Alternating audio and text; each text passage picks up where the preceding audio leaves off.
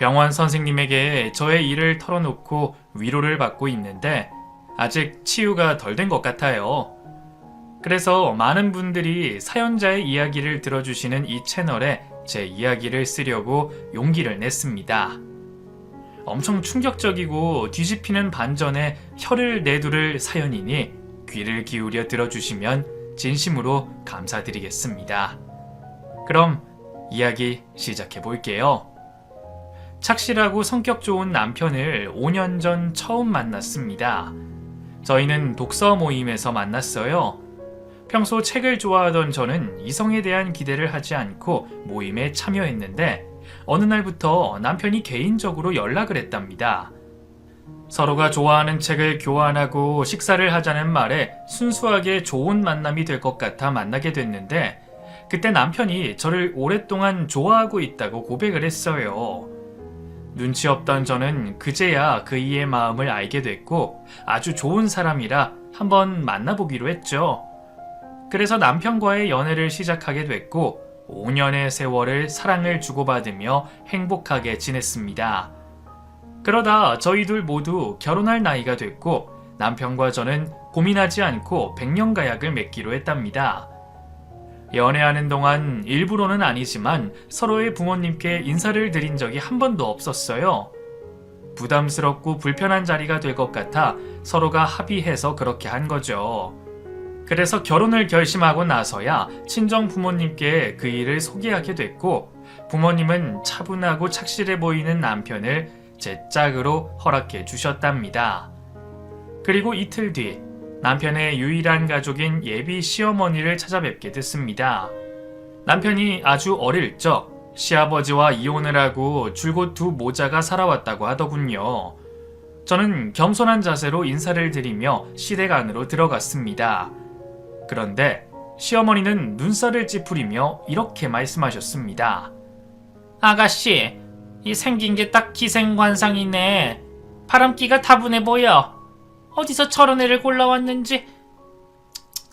5년이나 만났는데 이제야 인사를 오는 거야? 아가씨가 참 경우가 없네. 처음 본 시어머니가 저에게 한 말이 너무 충격적이어서 대답을 하지 못하고 멀뚱히 서 있었습니다. 그러자 남편이 시어머니한테 화를 냈어요. 엄마, 처음 만난 며느리감한테 그게 할 소리야? 이 사람 놀란 거 안 보여? 엄마는 내가 처가에 가서 제비 같단 소리 들으면 좋겠어? 기생관상이라는 말은 살다 처음 듣는다고. 당장 사과해. 아니 나는 그냥 느낀 대로 말했을 뿐이라고. 그런데 아직 결혼도 안 했는데 왜 내 며느리감이라니? 사귄 지 5년이나 됐는데 이제야 인사 와놓고 바로 결혼하겠다고? 예식장까진 무사히 들어가야 한 식구가 되는 거니까 아직은 남이란 소리야. 내가 말했잖아. 연애하는 동안에는 서로에게 부담 주지 않으려고 가족들을 보여주지 않았다고. 그리고 딱 봐도 나한테 과분한 여자인 걸 모르겠어? 아무리 어른이어도 말을 가려가면서 해야지. 너 엄마한테 화내는 거니? 아쉽고 서운한 게 있어서 한 말인데 벌써부터 저 아가씨 편드는 거야? 내가 결혼 반대하면 아주 인연 끊을 것 같네. 이래서 자식 새끼는 다 키워봐야 소용없다는 말을 하는 거지. 시어머니는 무슨 이유로 제가 마음에 들지 않았는지 모르겠지만 계속해서 12조로 말씀하셨답니다. 그 일을 5년 동안 사랑했고 결혼 직전까지 왔는데 시어머니 때문에 다시 생각하게 됐죠. 제가 기분이 상하고 결혼할 마음이 달아난 걸 당연히 알게 된 남편은 시어머니가 혼자서 자기를 키워 괜히 저를 질투하고 시샘해서 하는 거라고 하더군요. 게다가 제 앞에서는 불편한 기색을 실컷 드러내놓고 남편이 무조건 결혼하겠다고 통보하니까 수긍하셨답니다. 그래서 전 여러 고민 끝에 남편을 놓치지 않기로 결심했어요. 얼마 뒤 상견례를 치르게 됐을 땐 시어머니가 매우 단아하고 조신한 태도로 저와 부모님을 대하셨어요. 처음 인사 갔을 때와는 180도 다른 모습이었죠. 그래서 이게 본 모습인가 싶어 크게 걱정하지 않았습니다.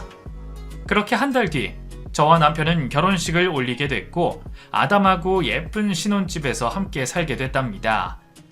저희는 결혼 전과 같이 맞벌이로 살기로 했고 돈을 많이 모으고 나서 2세를 가지기로 했네요. 아이를 늦게 낳겠다는 말에 친정 부모님은 알아서 하라고 말씀하셨고, 시어머니는 꼭 아이를 낳지 않아도 되니 저희 부부가 행복하게만 살면 된다고 멋진 말을 해주셨답니다. 이에 저는 시어머니가 생각보다 좋은 분인 것 같아 걱정을 내려놓을 수 있었어요. 그런데 외로움을 많이 타셔서 그런지 신혼집에 자주 찾아오셨답니다.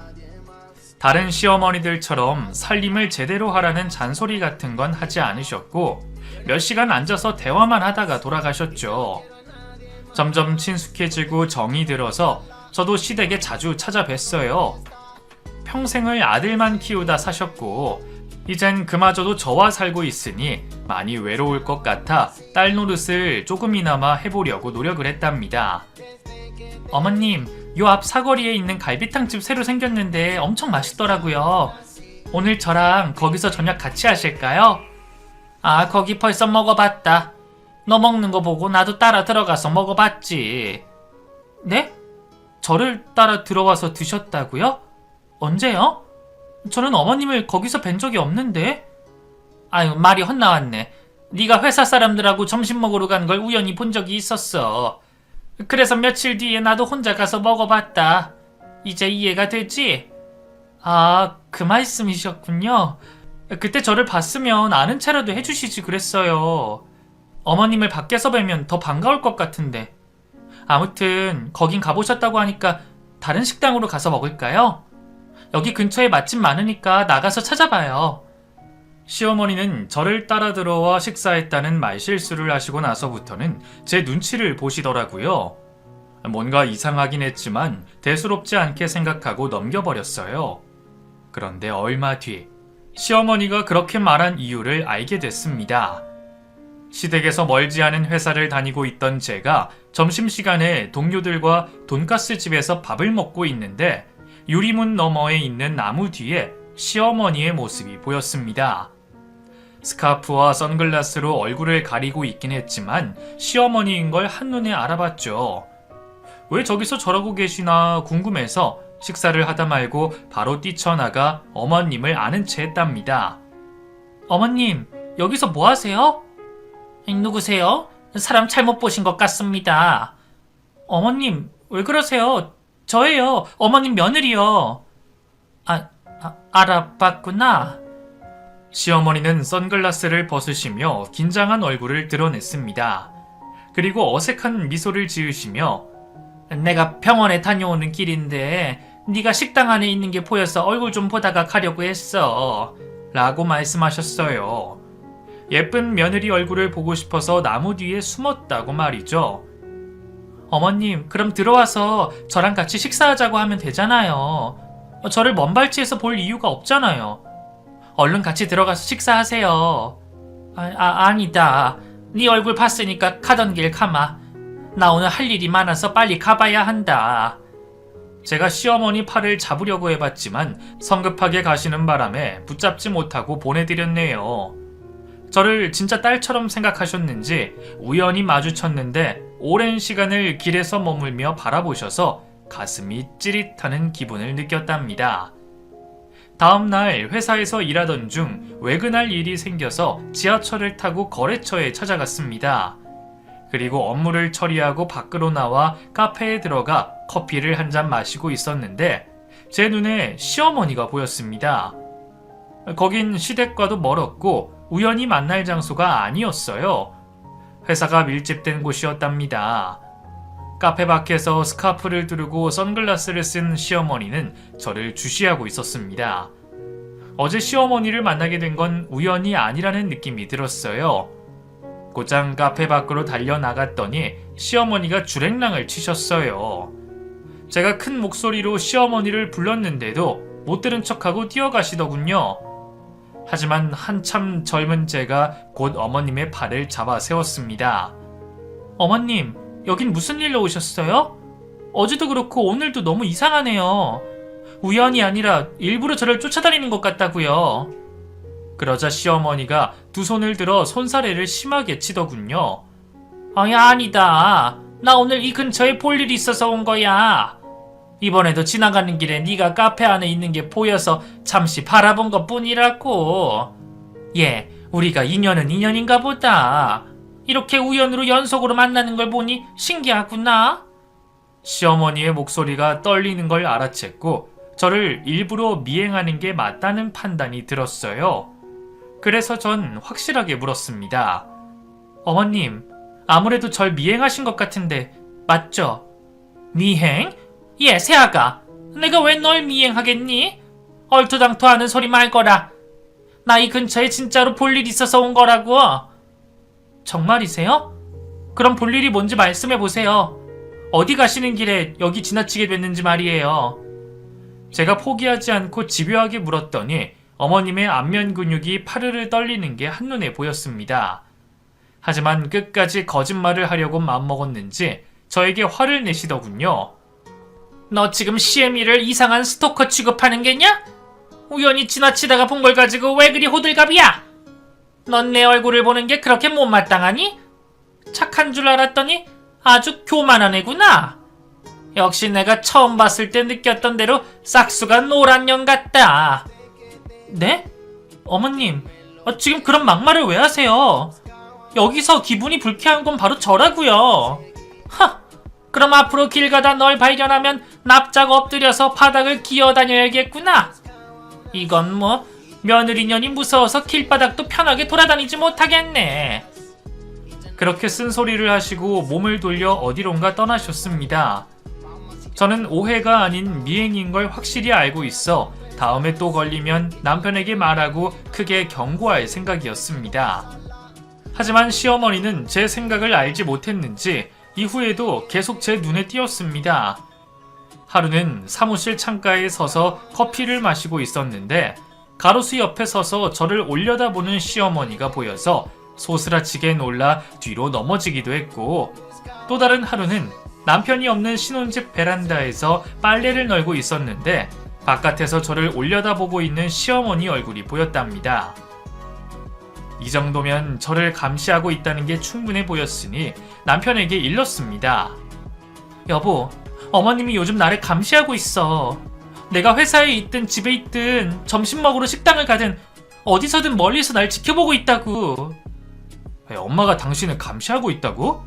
에이, 설마. 당신이 잘못 본 거 아니야? 엄마 연세의 노인들은 다 비슷비슷해서 헷갈릴 수 있잖아. 아니야. 날 미행하는 걸 몇 번이나 붙잡았다고. 그럴 때마다 지나가는 길에 날 발견했다고 하는데 말이 되지 않잖아. 지금 어머님은 날 스토킹하고 있어.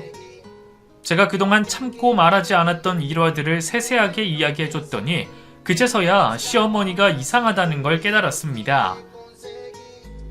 엄마가 왜 그러지? 그런 행동을 하실 분이 아닌데 말이야. 날 마마보이로 키운 것도 아니고 당신을 좋게 말씀하고 계셔서 별 문제가 없는 줄 알았는데. 앞에서는 무슨 말씀 못하겠어. 내가 허튼 짓 하는지 감시하려고 매일 스토킹하는 것 같다고. 처음 어머님이 날 보고 했던 말 기억나? 생긴 게 딱 바람둥이일 것 같다고. 남성 편력이 심할 관상이라고 말씀하셨었잖아. 그랬지. 난 그게 기선을 제압하려고 했던 거라 생각했었는데, 아무튼 내가 엄마를 따로 만나볼게. 왜 그러는지 이유도 듣고 미행하는 행동도 더는 하지 말라고 할게. 제발 좀 그렇게 해줘. 나 요즘 어머님 때문에 무서워서 잠도 설친단 말이야. 그렇게 남편에게 모든 걸 털어놓자 조금 안심이 됐습니다. 그이가 중간에서 해결해주겠다고 했으니 곧 시어머니의 잘못된 행동이 끝날 거라 판단했죠. 하지만 며칠 뒤 남편이 어머님을 만나고 왔는데 끝까지 스토킹을 인정하지 않으셨다고 하네요. 모든 건 우연이고 진짜 제 얼굴을 먼발치에서 잠시 본 것뿐이라며 저를 못돼 먹은 며느리로 생각하고 계시답니다. 그이는 제가 과민하게 받아들인 것 같다는 말을 하고 너무 걱정하지 말라고 하더군요. 말이야 쉽지. 당신이 당해보지 않아서 그래. 내가 요 몇 주 동안 얼마나 힘들고 무서웠는지 알아? 엄마가 아니라고 딱 잡아떼는데 다른 수가 없잖아. 그리고 내가 말을 해놨으니까 엄마도 조심하겠지. 만약 또 그런 행동하면 다시 얘기해. 그땐 무슨 조치라도 취할 테니까. 그래서 남편은 아무런 해답을 가지고 오지 못했답니다. 그런데 남편의 말이 통했는지 시어머니는 회사 근처에서나 집 근처에서 모습을 보이지 않았어요. 이제야 정신을 차리셨구나 싶어 안도의 한숨을 내쉬며 걱정을 내려놓게 됐죠. 며칠 뒤 스트레스 하나 없이 잠을 잘 자고 있었는데 갈증이 나서 거실로 나가 정수기에 물을 한 컵 받았어요. 벌컥벌컥 물을 들이켜는데 어두운 거실에서 누군가 서서 저를 쳐다보고 있는 겁니다.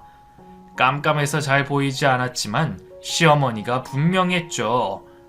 당장 달려가 여기서 뭐하는 짓이냐고 소리치고 싶었는데 너무 큰 충격을 받아 바닥에 쓰러져서 기절하고 말았답니다. 그리고 몇 시간이 지나도록 주방 바닥에서 잠을 잤답니다. 동이 트기 전에 남편이 쓰러져 있는 저를 발견하고 깨우더군요. 여보, 일어나봐. 정신 차려. 왜 여기서 자고 있는 거야? 어디 아프기라도 한 거야? 어? 여기가 어디야? 아, 어머님. 여보, 어머님 어딨어? 당신도 본 거지? 갑자기 그게 무슨 말이야? 엄마가 여기 왜 있어? 저는 눈을 번쩍 뜨고 몸을 일으켜 세워 거실과 안방, 화장실 문을 열어보며 시어머니가 어딨는지 찾아보았습니다. 하지만 이미 떠난 지 오래됐는지 어머님의 흔적은 아무것도 남아있지 않았어요. 저는 남편에게 새벽에 물을 마시러 나왔다가 시어머니를 보고 기절했다는 말을 했는데 그이는 저더러 꿈을 꾼 게 아니냐며 시어머니가 신혼집에 무슨 수로 들어왔겠느냐고 하더군요. 여보, 우리 집 현관 번호 우리밖에 몰라. 엄마한테 가르쳐 준 적이 없다고. 그리고 늦은 시간에 왜 여기까지 왔겠어? 그야 나도 모르지. 어쨌든 날 스토킹하려고 찾아온 게 분명해. 나 진짜로 봤어. 저기 거실 끝에 서서 날 노려보던 어머님 모습 말이야. 당신 편집증 아니야? 왜 자꾸 엄마를 이상한 사람으로 몰고 그래? 아무래도 안 되겠어. 당신 이번 주에 나랑 병원에 가자. 병원에 갈 사람은 내가 아니라 어머님이야.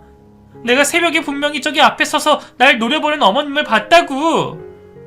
남편은 고개를 가로저으며 한숨을 길게 내쉬더군요. 제가 미쳤다고 생각하는 것 같았습니다. 그이는 계속해서 병원에 가서 상담을 받아보자고 했고 저는 시어머니가 날 스토킹하는 게 맞다고 말다툼을 했답니다. 결국 저희 부부는 서로를 믿지 못해서 대화의 문을 닫고 말았네요. 그 일이 있은 후 며칠 동안 두려움 속에 잠을 청했는데 시어머니의 모습은 천만다행으로 보이지 않았어요. 물론 시어머니와의 연락과 만남은 일절하지 않았답니다. 어머님도 제 얼굴을 보기 불편하다고 해서 남편 혼자 시댁에 다녀왔죠. 그이는 시어머니와 어떤 대화를 나눴는지는 저에게 말해주지 않았어요. 저를 이상한 여자로 몰면 분노할 준비를 하고 있었는데 아무런 일도 없이 지내더라고요. 그렇게 또 몇 주의 시간이 지나 평범한 일상을 보내고 있었습니다. 시어머니가 눈에 보이지 않으니 마음이 안정을 되찾았죠. 그런데 그건 저의 착각이었습니다. 회사에서 잠시 바람을 쐬려고 옥상으로 올라갔는데 건너편 건물 옥상에서 망원경을 들고 저희 회사 안을 들여다보는 시어머니가 보였습니다. 그동안 제 눈에 보이지 않았던 이유가 바로 시어머니의 수법이 진화했기 때문이었죠. 저는 반대편 옥상에 있는 어머니를 핸드폰 카메라로 찍고 조용히 사무실로 내려왔고 두려움에 떨며 억지로 일을 했어요. 그리곤 퇴근하고 집에 가서 남편에게 사진을 보여줬죠. 그이는 헉 소리를 내며 핸드폰을 떨어뜨렸습니다. 이 사람이 정말 우리 엄만 거지? 망원경까지 들고 당신을 감시하는 거야? 그래, 눈이 있으면 알 거 아니야. 몰래 감시하는 짓 관둔 줄 알았는데 그게 아니었어. 들키지 않고 미행하려고 수법을 진화시켰다고. 봐봐, 이런데도 내 말이 틀리다고 할 거야? 아니, 당신 말이 맞긴 해. 그런데 엄마가 아무 이유 없이 이런 행동을 하실 분이 아니야. 그 말은 뭐야? 내가 무슨 죄라도 지었다는 거야? 남편은 저를 빤히 보더니 당신 혹시 바람 피워? 하고 묻더라고요. 저는 너무 어이가 없어 실소를 했답니다. 뭐? 바람? 참, 당신이랑 내가 서로 못 믿을 짓을 한 적이 있었어? 연애하는 5년 동안 내가 의심받은 짓을 한 적이 있냐고. 당신은 날 못 믿는 거야? 제가 강하게 째려보며 당당하게 말했더니 그제서야 깨갱하고 고개를 숙이며 머리를 긁적이더라고요. 여보, 미안해. 내가 괜한 말을 했어. 당신이 그런 짓을 할 리가 없지. 난 당신 믿어. 이건 진심이야. 그럼 엄마가 왜 이런 짓을 벌이는지 알아봐야겠어. 당신이 좀 해결해줘. 난 이제 어머님 얼굴 보면 무조건 기절할 것 같다고. 응, 엄마가 많이 바쁘신 것 같네. 내가 결혼해서 외로워서 이러시는 건지 아니면 다른 이유가 있어서인지는 모르겠어. 일단 엄마 몰아세우지 않고 내가 잘 타일러 가면서 대화 시도해 볼게. 정 안 되겠다 싶으면 병원에 모셔가서 치료할게. 여보, 미안해. 엄마가 이런 짓을 벌이는 것도 미안하고 괜히 당신 의심해서 말이야. 그제야 남편이 절 믿어줬고 해결 방법을 찾는다는 말에 아주 조금 안도할 수 있었네요. 며칠 뒤 주말에 남편이 혼자 시댁에 다녀왔는데 표정이 좋지 않았습니다. 대화가 잘 된 것 같진 않았어요. 어머님이 뭘 하셔? 자기가 하는 행동이 얼마나 잘못됐는지 인식하고 있는 거야? 그게 말이야. 엄마는 당신이 바람 피우고 있다고 확신하고 계시더라. 길에서 당신을 우연히 마주쳤는데 바람난 놈하고 같이 있는 걸 봤대. 그래서 당신한테 집착하게 됐고 따라다니면서 증거를 잡으려고 하신 거래. 뭐야? 그래서 당신은 그 말 그냥 듣고만 온 거야? 아니라고 해명을 했어야지. 그리고 지금 하는 행동을 멈춰달라고 말해야지. 부하가 치민 저는 다시 시댁에 가자고 했습니다. 제 앞에서도 똑같은 말씀을 하는지 두고 볼 생각이었죠. 그래서 남편의 차를 타고 시어머니 집으로 향했습니다. 그리고 시댁 안으로 들어가 남편과 저, 시어머니가 셋이 둘러앉았어요. 저는 서로는 각설하고 본론을 말했습니다. 어머님, 이 사람한테 제가 바람났다고 말씀하셨다면서요? 제가 바람 피우는 걸 보셨어요? 확실하게 본 건 아니지만 의심되는 행동을 한 걸 봤어. 회사 사람으로 보이는 남자랑 다정하게